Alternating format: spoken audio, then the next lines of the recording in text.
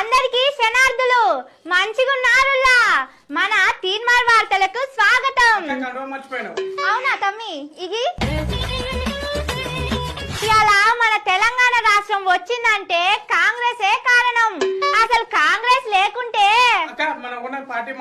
అవునా తమ్మి, ఇంకా పట్టు. తెలంగాణకు నీళ్లు కావాలంటే కాళేశ్వరం ప్రాజెక్టు ఉండాల్సిందే. ఎందుకంటే కింద నీళ్లుంటాయి, మన తెలంగాణ గడ్డ పైనుంటది. అసొంటి ప్రాజెక్టు కట్టిండు మన కేసీఆర్ సారు. మళ్ళా మారిన తమ్మి అయితే పట్టు. అసలు ఇవాళ మన దేశం ఇంత హాయిగా ఉందంటే దానికి కారణం ఎవరు?